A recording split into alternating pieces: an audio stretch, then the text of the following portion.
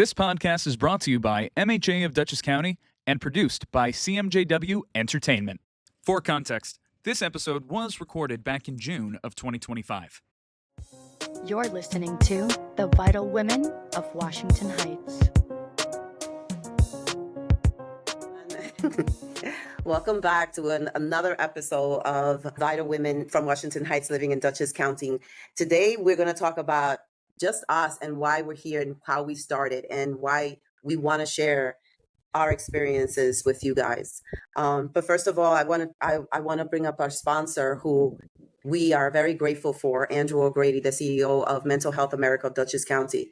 They are located at 253 Mansion Street in Poughkeepsie, and they really have good workshops for people that are trying to figure it out, And like Andrew says, there's no health without mental health. So please look, if you need them, just give them a call. They're there for you and for us. And thank you so much for your sponsorship. We appreciate it.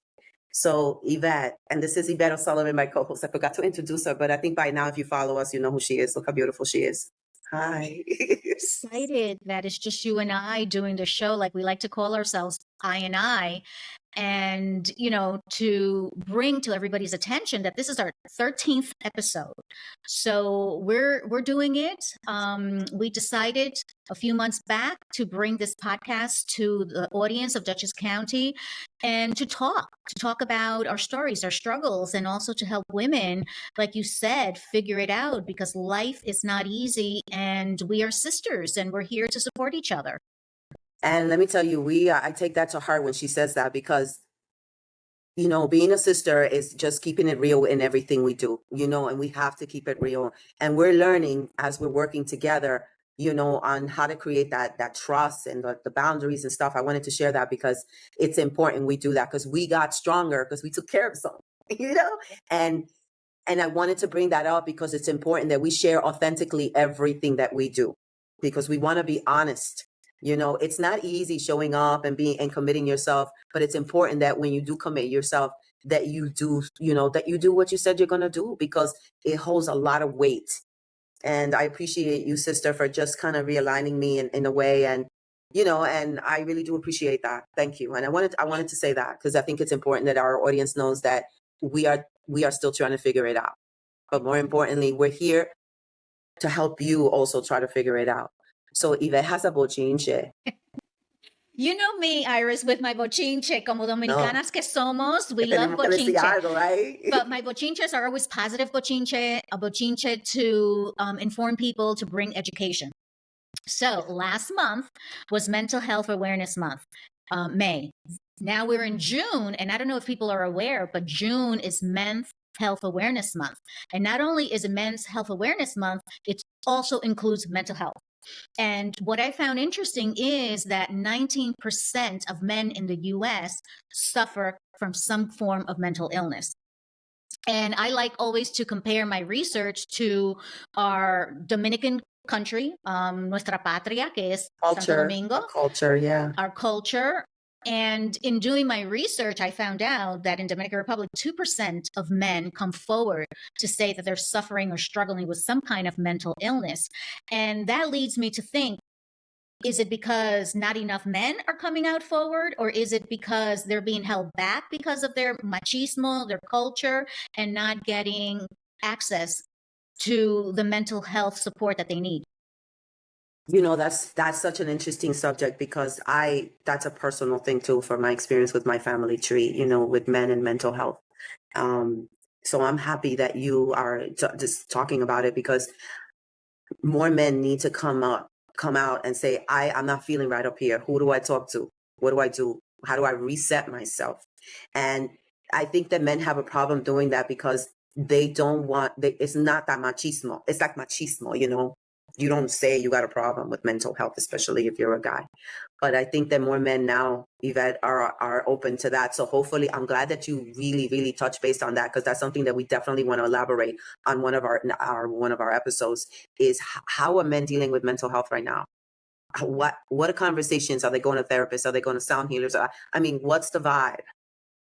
Because there are a lot of spirited men out there, and I know they're seeking for some calmness within themselves.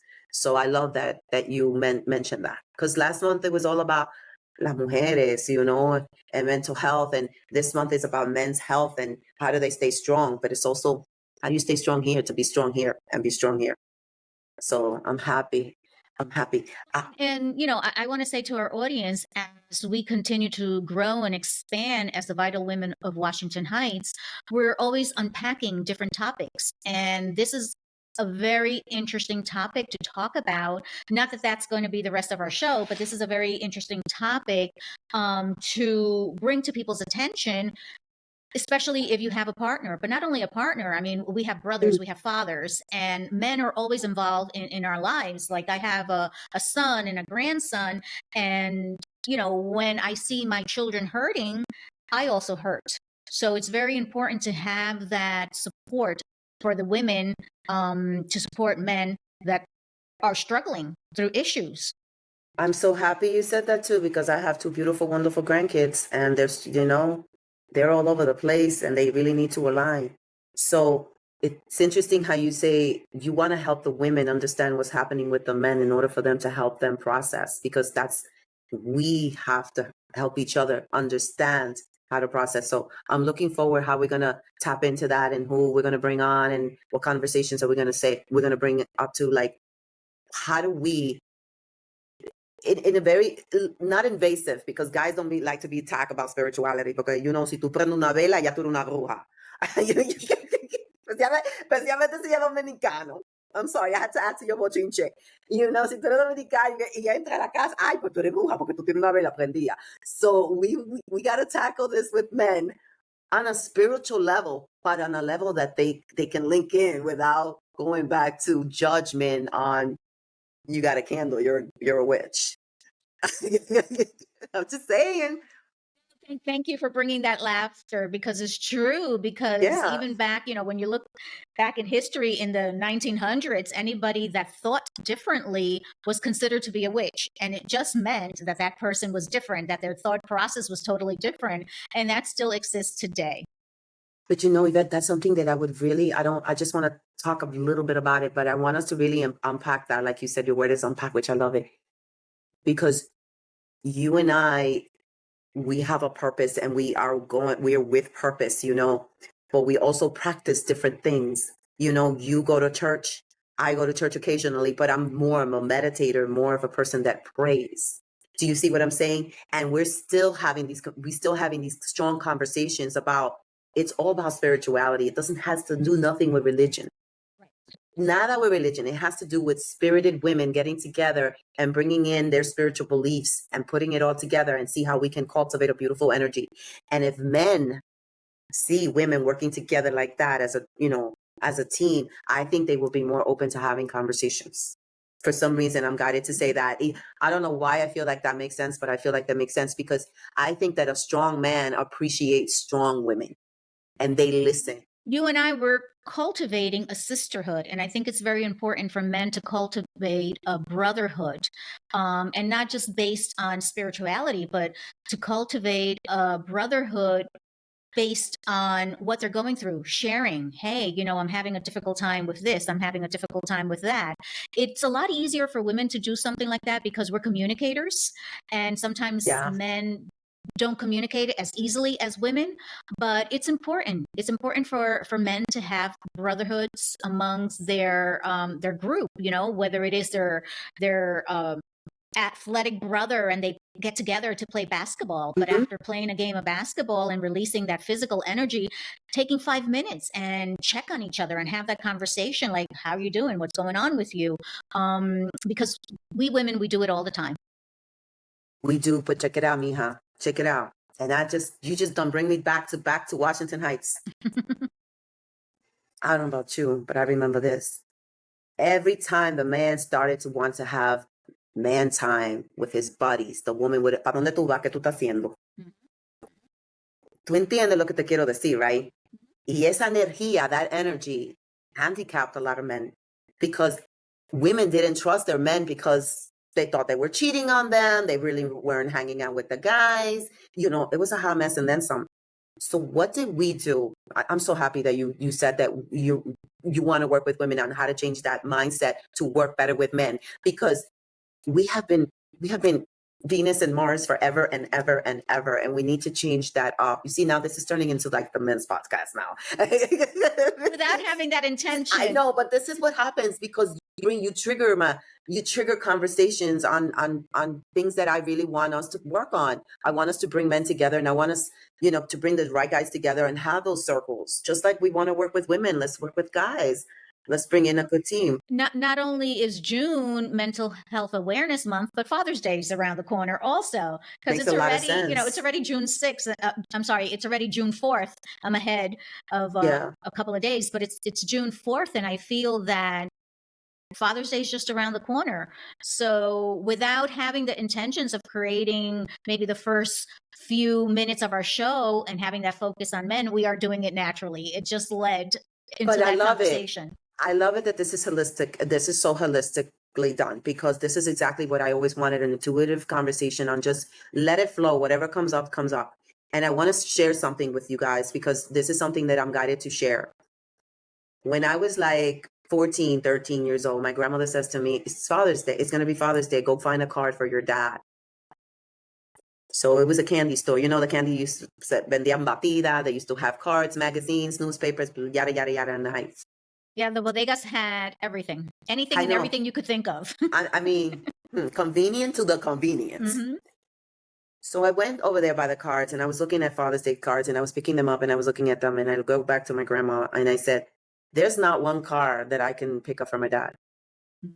Because my dad was never there, hardly ever there. He was there on my later part in life. Like by the time when I was like 20 years old, that's when he was more involved in my life. But prior to that, he was very in and out. So I was 14, 13 years old, and I said, Mama, but no hay nada to represent what I feel. So that's something that we hopefully can switch and change up. Because when you're a female, when you're especially a daughter, you want to look up to your dad. You want that. And men are struggling with that, where their daughters are not respecting them because of a certain energy they have. Either they drink too much, or they're womenizers, or they scream and yell at their moms. Men have to stop that shenanigans. That's it. I don't want to. You close the deal with the men. That's it. Because I can keep going and going and But going. I think, before we close that conversation about men, something that you and I were constantly doing is learning about ourselves, researching who we are, who we're becoming, who we were in the past. And I'm involved in doing this study called Nothing is Impossible, because this particular study that I'm doing about myself is to take me to the next level where I want to go. But in approaching that level, one of the things or the question that I'm looking at and exploring and unpacking is trust. And the mentor that is working with me said, when you trust, there's only two choices that you can make. You can trust that person or you can choose not to trust that person. And the outcomes may be the same. When you trust that person may do the right thing or may not do or may do the wrong thing. And if you decide to distrust that person, the outcome is going to be the same. They may do the right thing. They may do what's negative. So you decide which road you want to take. And my answer to her was, well, I choose to trust. I choose to trust in people. I choose to believe the best in people because that is where God is leading me, is to trust him. And if I trust him, then I have to be able to allow myself also to trust people here on earth, the people that I engage with in relationships. And to bring that back full circle to men, and you brought up the point, it's also where we place them. Because, like you mentioned, a lot of the times the wife or the partner may say, where are you going? ¿Para dónde vas? Is because they don't trust. And they don't trust because maybe they had certain relationships growing up with their father that they couldn't trust their father because the father was absent, wasn't there. And now you don't trust your husband, you don't trust your partner at the moment. But it leads to bigger things. It's trusting also the people that you come across every day in your life and that you're collaborating with, or even trusting when you go to the store to buy something that's, to make it simple, that is, the price of that item, and that the person is going to do their job to charge you that particular price without, scheming you. So it has to do with the person. So that's what I'm learning. It comes from within you how you choose to trust people. And that's so interesting, Evie, because this is what I'm getting from what you just said, because that's amazing. If you learn to trust yourself and the energy that you're surrendering to, because tú estás viviendo con Dios, because you got God in you, you have to trust that everything that's happening, like you just said, is happening authentically and no question. The minute you plant a negative seed and you go with that, instead of you just trusting with everything that you're doing, that I'm spirited, I know, but I have to believe that I'm doing the right thing. As long as I keep my balance, I keep my structure, I show up with authenticity, I'm going to be fine. Then you have to trust que eso cuesta 5 centavos y tú estás pagando lo que tú tienes que pagar. Que eso se cuesta de un peso y que, you know what I'm saying? Yes. But it's hard to get to where that it's hard. And that's where I'm so happy that you are experiencing that program, that energy, because that's something that you can also bring to me, of course, you know, but share it with everyone else, because that's how it is. So with sisterhood, the more I grow, the more we all grow. Yeah. The more Evie grows, the more I grow. We share that experience. We don't hold on to it and say, no, we say, mira, check it out. And that's what I love, that Ivette. I love that you're doing that, because that's exactly how I roll. I roll that I will share more about what's happening in my life. But that's how I roll. Que todo está pasando for a reason, that everything's happening with purpose. And I don't question it. I'm like, okay. And that's what we have to teach women to really believe in themselves. Yes, and that is a sisterhood, not holding on to, your knowledge, not holding on to your love. That's why we're here. That's our purpose, is for us to share authentically, like you said, of ourselves with other people. Absolutely. And absolutely. that's how, you want to tell our audience, and that's how the Vital Women of Washington Heights came about. Okay, so let me share. Can I share? Because I really love sharing this. Sure. I'm fun about it. It's a lot of fun telling the story. Mhm. So yeah, because this is how sisterhood starts, right? Mhm. So it's Sunday. I'm going to the yoga studio. I'm going to the cave, and I'm listening to I have the radio listening to Marielle from Kingston, who I love. La Voz, by the way, and which we are going to be on. She'll tell you later. Yes. She'll share later. And I'm listening to this woman. And she's talking about menopause, and she's talking about this, and she's talking about our ancestors, and she's talking about how we really need to heal this. And I was like, go sister, go sister, go sister, right? So then I come home, and there's I look at my phone, and there's a text from Ivette. Hey, I would love to talk to you about maybe working together, doing something, cultivating, collaborating on something. And I said, wait a minute, were you not on the radio? And she said, yeah, that was me. I was like, I would love to. So that's love and connection and believing. But prior to that, Ivette and I met at a gathering, thanks to Rocio Shamrock, by the way. We want to thank her for that, because she has a way of bringing women together, and then women working together. Like we all were in this beautiful space at your CBD store, by the way, in Poughkeepsie. Yvette Sanchez. Not mine, we the love other you. Yvette Sanchez. Yvette Sanchez. Mhm. And, she had this beautiful gathering, and I met Yvette, and I was like, where are you from? You cutesy. Well, and we just started talking, and we got along so nicely, and we were just like vibing authentically, like no, tú sabes, no de que, ni nada de eso. And I'm just so happy, because this is how it starts. And then we have a voice now. We together have a better voice and a stronger conversation about how we want to work with our community. And we want to work not only with women, but we want to work with family. We want to work with community. We want to work with the schools. We just kind of want to share our experiences. Okay, with that said, Ivette, tell them about your nonprofit.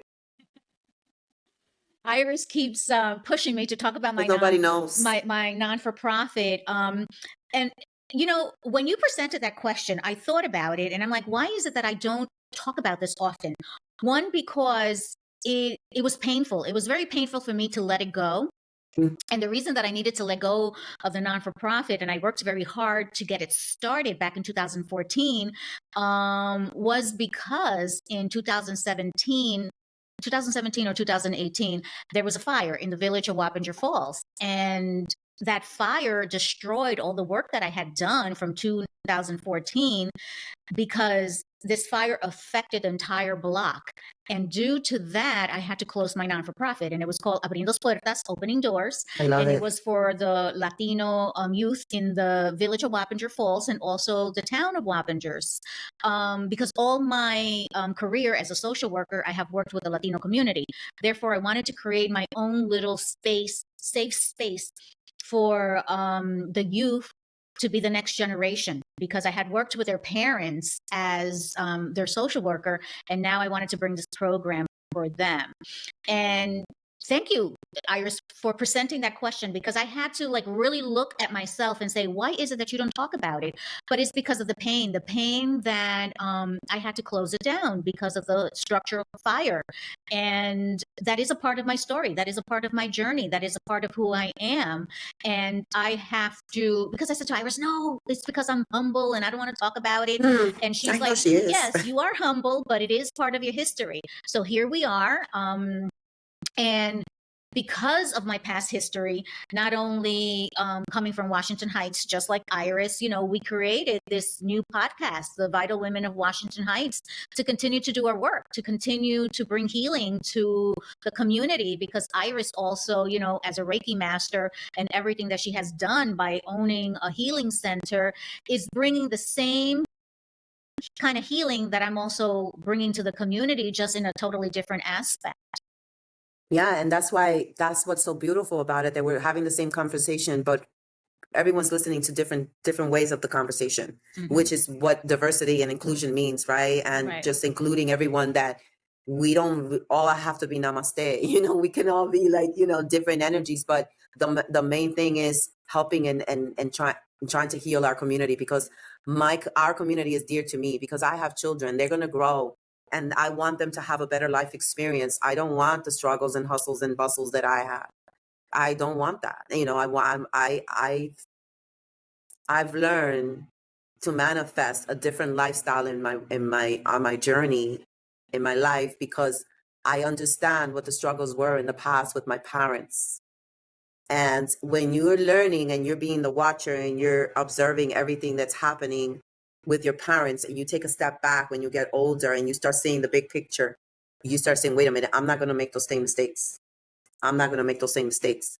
And it took me a while to stop making some mistakes that it was a pattern within my DNA, within my tribe, within my family.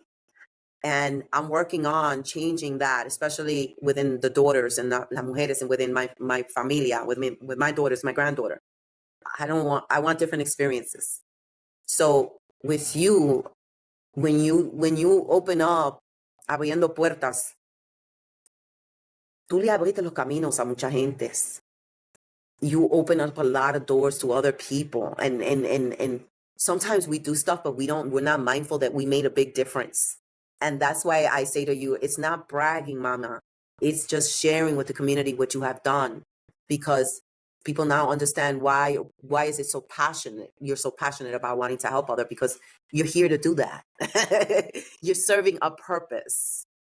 And the reward, like you said, because I not forgotten is not the correct word, but because of the pain of letting go of that stage of my life, having the non-for-profit, putting it together, and then not being able to continue to offer those services.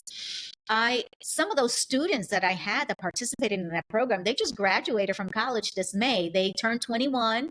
Some of those parents reached out to me and said, hey, my son or daughter is graduating, and you were a part of that. And I'm like, what do you mean I was a part of that? And they were like, well, you impacted their lives because Abriendo Puertas, we went to the local colleges in Dutchess County to expose them of college life. So we took field trips to go to Vassar College. We took field trips Love to go that. to Dutchess County Community College.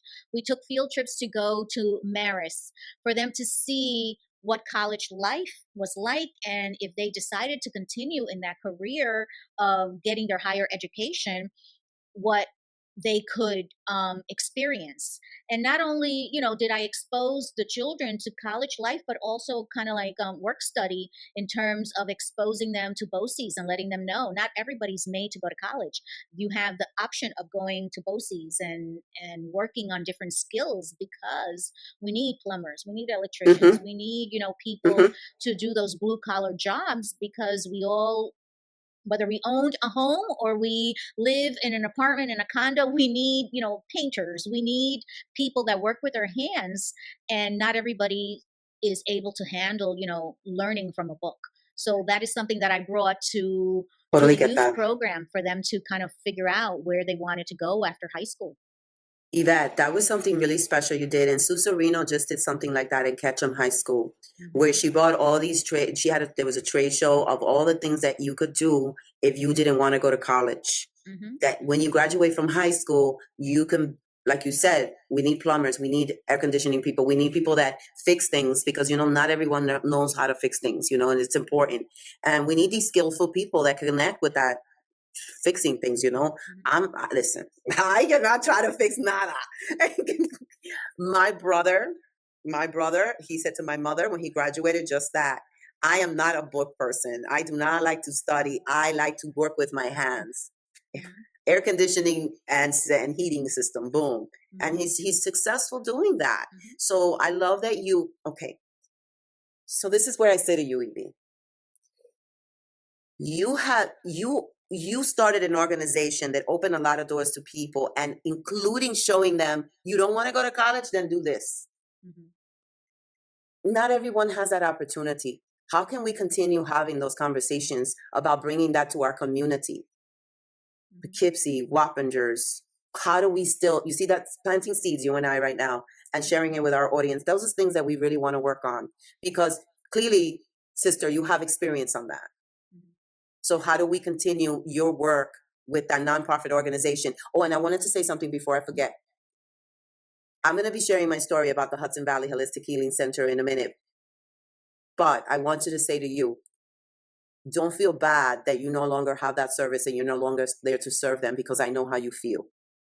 Yeah, I know how you feel. You feel like a sadness, es como un grief. You started this organization and you would pop in and you went and you took them on road trips, because I saw you took these kids on road trips so they can experience that, Washington, D.C., yada, yada, yada. Ya, eso tú lo hiciste, let it go. Now it's new, refresh. So ya, don't be sad. Maybe that's why you don't talk about it, because it kind of hurts you to talk about it because you're not doing it anymore, but you're still doing it because you're showing up and doing this. You contacted me because something told you within yourself to contact Iris, because you know that you and I are having the same conversations. We're from the same neighborhood, guys. Yes. We were rooted, we were programmed by our mothers, our Dominican mamas, our Dominican bodeguero, el saitrero, el cleaner, tú sabes, all that energy we flow. So we learn from them and him and her and this and that. And that's what I think makes us special, because we came from the same roots as little girls. We went to school in the Heights. We hustled in the Heights. We fell in love in the Heights. We want to talk about the Heights too. We want to talk about the Heights because that's what brought us together. It's that neighborhood. Again, community. Yes. So Yvette is not only, does not only talk about menopause, but Yvette is also a social worker who's very caring and very loving and all about community. Why did you become a social worker? I don't know if we have a lot of time, but what inspired you to help the community the way you have been? Well, before I became a social worker, I was a teacher. And Mira eso, I forgot that. I was a teacher because as a little girl living in the Heights, I used to babysit. And in babysitting, I found that I had a love for children. And I was like, that's what I want to do. I want to become a teacher. Then when I was a teacher, I found out that there was a disconnect between school and the home environment. So I decided to get my master's degree in social work to see if I can close the gap between the student and the home environment. And when I started my work as a social worker, I was an advocate, and that's what I did. I brought parents together in showing the parents how their child functioned within the school program, and then doing workshops for parents to work on their parenting skills in order for them to learn to support their child at home when the child came home, whether the child knew how to speak English, whether the child, only spoke Spanish, but empowering those parents. It doesn't matter whether you know how to help your child in homework, whether you know how to speak or read English. What's important is that you sit with your child during homework and say one of your phrases, let's figure this out. If we cannot do this homework together, let's call the school and find out how we can get support, so that way we can learn how to do the homework together, child and parent. So that's what brought me to social work. And within that field, and I worked anywhere from preschool all the way up to college level. And I ended my career at the college level working at Dutchess Community College. And then COVID happened. And when COVID happened, I felt very overwhelmed, because not only was I managing working 16 hours a day from home, sitting in front of a computer, talking to students, talking to faculty, talking to staff, and then boom, guess what happened? Perimenopause started. When perimenopause Oops. started, it really caused me a lot of anxiety. And I am not an anxious person. I have never been, and I have it under control. And I just felt like, what is happening to me? I did not understand. So I decided to stop working at Dutchess Community College. I decided that I needed a change in my life. And that's when 4 years ago, I, came to Florida, and I spent my winters in Florida. And during that time that I was here, that I continued to explore and to find out who is Ivette, who is this woman becoming. That's when I was like, you know what? Through my struggles of menopause, I really got very little help. Let me see what kind of information, because I'm a reader. I love to read, and my daughter's the same way. And in looking for material, that's when I came upon that there's a course out there done by doctors and nurses through Strong Women. It's called Strong Women, the group, the organization that offers this course. And that's when I started to work on my certification to become a menopause coach. And that's my story. Wow, that's a beautiful story. And I'm happy that we met, and I'm happy you're sharing the story, because one of the reasons that I got into what I do, which is Reiki, is because premenopause. I was achy. I had a lot of pain. I had sciatica. I mean, my mind was crazy. I was getting foggy, fog brain. And I was just, it was a mess. And that's how I got, so I guess I'm bouncing into what I do. So that's how I became a Reiki practitioner, because I wanted to figure out how to heal spiritually, because I didn't want to use drugs. I didn't want to use medicine. I didn't want to go on Valium. I didn't want to go on painkillers. I didn't want to do any of that. And the reason I didn't want to is because my mom had addictions to this, and it started when she was premenopaused. So you see how these conversations that we're having are so important, because we resonate. We have a story regarding menopause. So when I saw my mother's experience, that she was suffering from mental illness, I was concerned about me also inheriting that mental illness, because now I knew I was premenopause. And I figured it out. I did Google, I researched, I went to work, and I told my friend, listen, I'm feeling crazy. And she's like, get into Reiki. And Reiki, how can I say this? Me abrió las puertas. Tú ves cómo eso flow. Me abrió las puertas, because my first attunement, and I just want to share this with our audience. After my first attunement, I started dancing like a belly dancer. And I was like, what the heck is that? I never experienced, a mí me gusta ver merengue y salsa y reggaetón y todo eso, pero I didn't have, tú sabes, ese suave move of a belly dancer. And I woke up that morning and I was belly dancing out, girl. I was like, oh my God, what the heck is happening here? And it was just one after one attunement. And it wasn't even from a spiritual person, Evie. It was just from a nurse. It was a woman that, this works for me. I'm a nurse. I help my patients with this, and I want to share this experience. It was a 2-day thing. And she taught us a lot, but she didn't tell us what really the journey was going to be. Mm-hmm. So with Reiki, todas las puertas se abrieron, but also when you open these opportunities, you also open up challenges. Mm-hmm. Mm-hmm. So now I'm with this amazing energy, and then I'm feeling everything, but now I'm feeling too much, and now I'm trying to balance things out. So that's when I got into meditation. And when I got into meditation, that's when I started journaling, and then I got into manifestation. where I learned through The Secret, through John Dispenza, Miss Dr. Joe Dispenza, on how to start manifesting what you want in life. And I incorporated Reiki, my meditation, and then I got into yoga. I got into Kundalini yoga, and that also connected with my body. And when I connected more with my body, then I understood how heart, body, soul connection, you know, and that's why when I had the opportunity to open up the the Hudson Valley Holistic Healing Center was there already. I just came in and gave it a different vibe. It was called the Hudson Valley Healing Center. But I added the Holistic Healing Center because I wanted people to understand that I'm coming holistically. We're having these conversations. We're going in spiritually. And that was something that I really wanted to do, Yvette. You know, that was something that I was like a dream come true. But sometimes you have to be careful what you ask for because you can become overwhelmed.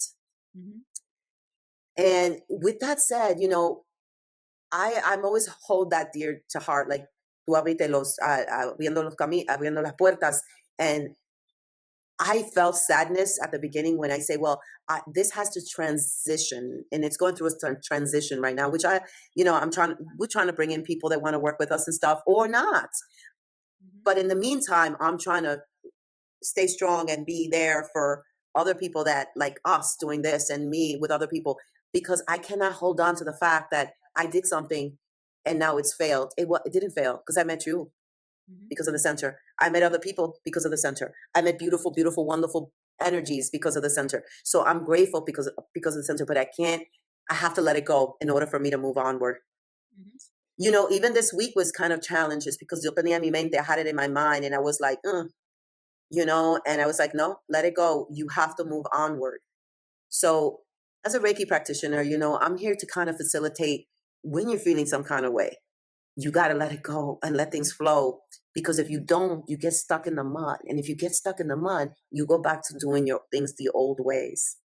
So through meditation, yoga, breath work, stretch work, that's how I learned to let go. And that's what I want to help people with. I want to facilitate that. I want to help people with those instructions on how to work your body to connect with your mind and your heart, and letting go of what no longer serves you. You know, tú abriste eso, you started that nonprofit, but look what's happening now. That nonprofit is resurfacing again.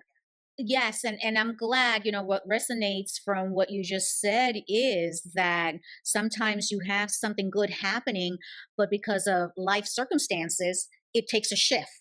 And then that shift can bring other positive energy into your life, other positive experiences in your life. And that helps with healing, and wrapping everything up to mental health and menopause. It's all connected. And the reason that I say that it's all connected is because when you have a certain experience in life and perhaps it doesn't go the way that you envision it, it doesn't go the way that you feel that you're manifesting it, it takes a toll. And that toll can really pull you down and get you stuck in the mud. And in pulling yourself out, like you said, it's not easy to pull yourself out, but using those tools. And we have talked about many tools on the show. We've brought on many different guests that have talked about movement, that have talked about eating healthy and addressing our mind, our spirit and physical energy also to heal, because it's all connected. We're not just one thing, one person, and it's not a one shop show. You need to incorporate many things in your life in order for it to heal. Absolutely. There has to be, you're going to love this word, by the way, discipline. I laugh because That's what Iris I'm and I talking just about. recently had a conversation lately that it involved the word discipline. So, and she's right. We have to have discipline. We have to have some kind of ritual. Mi mamá se levantaba a las 5 de la mañana to read the Bible. We had these conversations. I get up early and I meditate, listen to the birds, do my exercise, my 10 body workouts that I do in the morning to open up, because we're flowers. I don't want to get into much, but we're flowers, and we have to wake up in the morning. We have to wake up all of our senses, and we have to send out the intention of the day through meditation. That's how I do it. Let me just share a little bit about that. How do I manifest my day? Through meditation. I set the intention, I set the purpose. This is what I want to happen, and it happens. But you have to learn through rituals, through discipline, through prayer and believing in yourself on how to create these disciplines within you so then you can start cultivating a new you. We are here to renew constantly. This is me renewing from the Hudson Valley Holistic Healing Center. I was so grateful, and I'm so grateful. And I don't know what's going to happen, but this is me renewing me and letting you know that no matter what's collapsing around you, Ivette said it, collapsing around you, you have to stay paused, and you have to stay together, and you have to stay with grace, and you have to keep everything that's coming with boundaries, you know, but accepting and realizing it's there. How are you going to handle it? With grace, and handle things one thing at a time. That's another thing. Don't try to tackle too much. Don't try to tackle too in your ways, you know, even though tú me estás enseñando, she's teaching me don't tackle too much because you want to have integrity. That's another word. I'm sure she's happy I said. You want to have integrity on what you do. And if you're all over the place and you're in your head and you're not connecting with heart, your body's hurting and it's in pain and you're in menopause, you're a hot mess. So that's why we started this, because we are both very, we understand menopause because we saw mama and my grandma and we've had this experience. And Ivette has a wonderful, you know, she started such a wonderful organization and she's a social worker. So she's got all these superpowers to kind of recipe up a beautiful conversation on how to stop feeling some kind of way when you're in menopause. And with that being said, I will be returning to New York. And once I return to New York, Iris and I are working on perhaps having a location. It's still, you know, I'm putting it out there because it's positive energy. And I want our audience to know where I can begin to take clients and talk to women about menopause and help them heal. Just recently, last week, I did a roundtable here with a group of women that are great executives, women, and entrepreneurs. And the roundtable was geared on the menopause conversation and how can they continue, you know, to stay strong with the struggles of being in that stage of life. Because Iris and I believe life does not end just because women enter menopause. It just begins. It just begins. I'm 62 years old. Menopause ain't gonna get me, and menopause definitely didn't get you. So with that said, we want to teach women on how to keep that fire going and keep your beauty going too, because bottom line is que cuando se te entra la menopausia, you're feeling some kind of way energetically, emotionally. That's where I talk about emotions and energy and balancing your chakras and accepting the new version of you. And how are you going to improve the new version of you? How are you going to keep your skin glowy? How are you going to keep your arms strong? How are you going to keep your skin from getting crepey skin? What can you do? Well, we're working on that. Answers. You want to know? I have all those answers. We're working on that because we also want to give you what we're working on. You know, we're working on trying to get all of this because it matters. It matters from the age of 35 until you're 80. That's right. You know that's when it starts. I have an 85-year-old mom, and due to the fact that they did not have enough information or research at that time, she has suffered a lot because of her menopause symptoms and stage. But on that note, Iris, we need to end our show. And can you please give a shout out to our sponsor? Mental Health America, Dutchess County. Andrew O'Grady, thank you so much for your sponsorship. Thank you for hosting space for the community. You know, they have comprehensive care for people that are definitely looking to finding out how to rebalance themselves and feeling better of themselves. They're located at 253 Manson Street in Poughkeepsie. They also have a very nice veterans program. You know, they believe in keeping that veteran going. And you know, they have amazing partnerships with organizations with veterans. So please look into that with Mental Health America, Dutchess County. Thank you so much for your sponsorship. We are the Vital Women from Washington Heights, living in Dutchess County and trying to, help women get it together. And that's what we're here for. And we are Ivette and Iris. I'm grateful for you, sister. Thank you so much. I appreciate you. Until the next one, episode 14, look out for it. And and we love you. Thank you, everyone, for watching us. We really appreciate you. Thank you. Bye. Bye, Mama. This podcast is brought to you by MHA of Dutchess County and produced by CMJW Entertainment.